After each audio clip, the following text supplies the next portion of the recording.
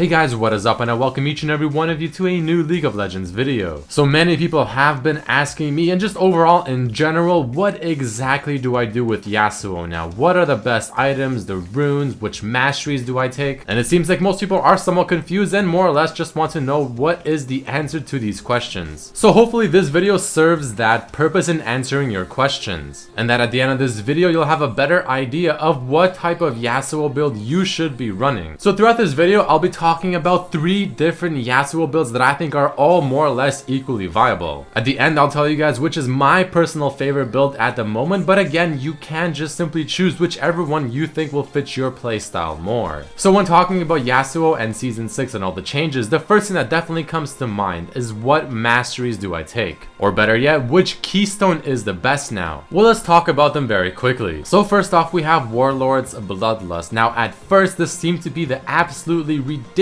overpowered mastery for Yasuo because it simply procced on everything you would hit, whether it's monsters, minions, or champions. But now that it got nerfed to only working on champions, well, it's not really as good anymore. Now you can't really go wrong in taking it, but I don't think it's the best option as of right now. Then we have Fervor of Battle, another very popular Yasuo mastery as well, but unfortunately very recently it also got the same treatment as Warlord's Bloodlust. It now works only on champions whenever you're trying to gain the stacks. So again, much like Warlord's Bloodlust, this isn't really all that good anymore, even though before the changes I actually thought this was very strong. So the only time I would ever recommend taking this mastery is if you simply just adore getting Blade of the Ruin King on Yasuo. If you do, this is not too bad, but if you don't, I don't recommend taking this one. And the final and third keystone mastery that we'll talk about is definitely Thunderlord's Decree. I think this is by far the best mastery to take on Yasuo and almost honestly every single champion in League of Legends at the moment. It just recently got buffed, the damage on it is insane, it works with Yasuo very well, it helps your laning phase a lot, and it really is just a flat out very strong mastery. So as of right now, of the 3 masteries, I highly recommend taking Thunderlord's Decree, but again, it comes to personal preference. And I'll give you guys a full mastery build path when we talk about the actual builds later on in the video. So let's move into the actual 3 different builds we'll be discussing. Now all 3 builds really just stem from the first 2 items that you decide to go on Yasuo, because it really just decides what kind of build path you're choosing to do. So the first build path is going to be combining Static Shift and Trinity Force. Since the recent changes to Triforce gave a 20% crit chance, this is now definitely viable. And to me, this is the hybrid in tankiness and damage type build. Following that, we have the more or less famous Static Shift into Infinity Edge, going for the full out assassin burst type damage. This build is still of course the king when it comes to just burst damage and overall just eliminating squishies in the backline in teamfights, more or less like an assassin. And the final and newest Yasuo build is going to be combining Trinity Force and Phantom Dancer. I'm excited to talk about this build because I think this one has a lot of potential, but we'll get into it just a bit later. So let's start things off by talking about the Static Shift and Triforce build. So the starting items throughout all the builds are the exact same. You either go with the Dorans for the more slightly aggressive start, or you go Boots to make your E's a bit faster and for the extra potions in the lane. And of course, since I'm sure a lot of you are wondering, here are the runes and the masteries I would personally run if I'm using this build. So I personally have attack speed Quins, flat AD reds, armor yellows, and flat MR blues. Against an AP champion, you can switch out the yellows with HP per level. Now the thing I love about Yasuo is that you can definitely switch around the runes, and chances are it'll still definitely work if you play it better that way. Such as switching out some of the Quins for maybe more flat AD, maybe a bit of lifesteal, or whatever you please. Now the core items I have listed should be self-explanatory, and you can definitely get different boots depending on what you're facing or what you prefer. Like for instance, sometimes I prefer the boots of speed for the faster E dashes. And for the other options, it doesn't matter too much in what you choose. Again, it depends on what you're facing. So now the beauty of this build is that it really is just the best of both worlds. You have an all-around great build that has a decent cost in terms of the items. It provides decent damage regardless, of course not as high as going Shiv into IE, but it is still very much there. But on top of that, you're also not as squishy as going Shiv IE, for instance, because you do have the phage from the Trinity Force. The Triforce also makes you a lot more mobile, so therefore it means you'll have more of your passive. You still have the beauty of Static Shift when it comes to wave clear and just the potential AoE type damage in teamfights. You still have good dueling power with the Triforce. You have decent assassinating power with the combination of both of these items. You can take down towers as as well because of the sheen effect. And like I said, all around a very solid hybrid type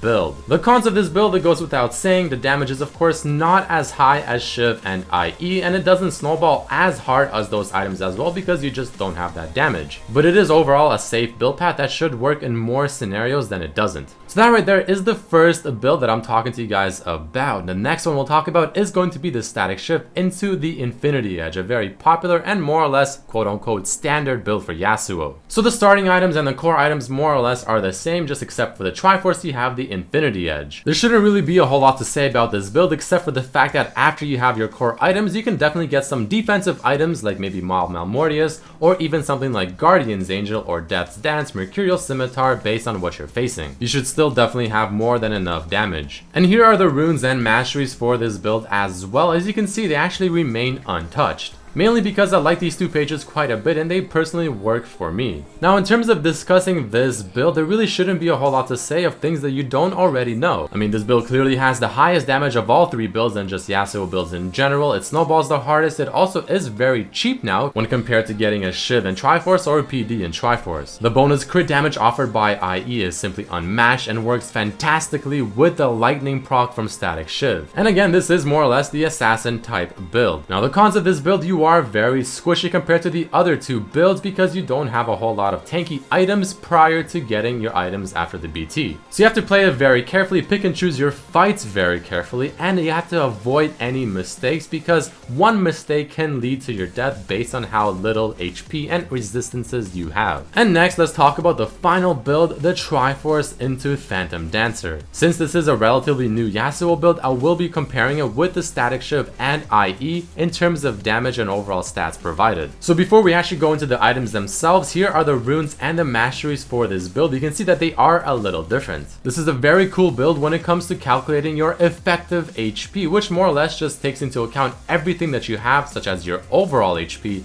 and your MR and armor. And lifesteal makes this even better. So for this one, I have 2 lifesteal quints and 1 attack speed quint, flat AD reds, flat armor yellows, and MR per level blues. And I still go 18 in the cunning tree, but this time I put 12 points into the resolve tree. And the main reason for that is for runic armor in the 3rd line within the resolve tree because it increases your lifesteal and it also makes all shields on you much more effective. So with this build, you'll have your shield from your passive, you'll have your shield from BT, and you'll have your shield from Steric's Gauge. So there's a lot of synergy within this build because not only does that mastery work so well with all these shields, but Steric's Gauge works very well with Triforce, increasing the Sheen's damage and overall just giving you a lot more resistances. And the reason you go Phantom Dancer is because this makes you not only a dueling prowess, but the move speed from PD makes your shield come up more often from your passive, and the damage reduction overall makes your effective HP even higher. So if you combine everything together, well, you're just a really hard Yasuo to kill that still deals quite a bit of damage. As for the other items, I highly recommend a Dead Man's Blade if you can and the enemy has a lot of AD somewhere near the middle of the build. If they have a lot of magic damage, Mercurial Scimitar is fantastic thanks to the extra lifesteal it provides, and if they have not a lot of either or you're just really ahead and you want to snowball even harder, the Hydra is also quite fantastic for the extra lifesteal on top of everything else and for the nice auto attack reset. So like I said, this is a very new build, but I feel like it has so much potential. There's just so much synergy within the items and the masteries that is just so awesome. Now the bad thing about this build is that you obviously do not have Static Shiv, and the lightning effect from Static Shiv is just really cool. It does a lot of damage and it gives you nice wave clear. But this build excels at not only being a great duelist because of just how much effective HP you have and the PD for dueling,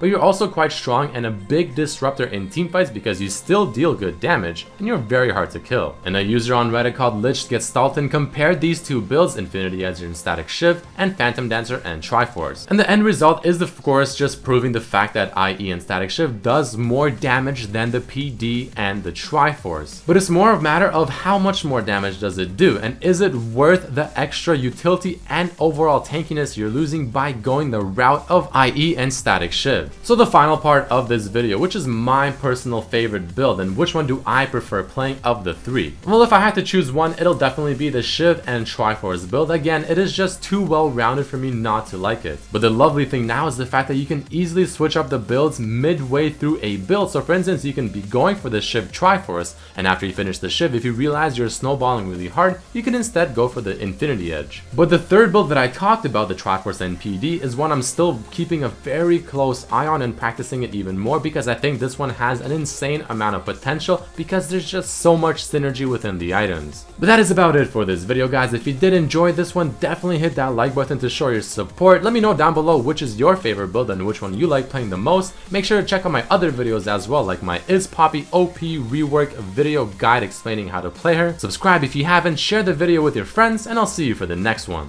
Peace.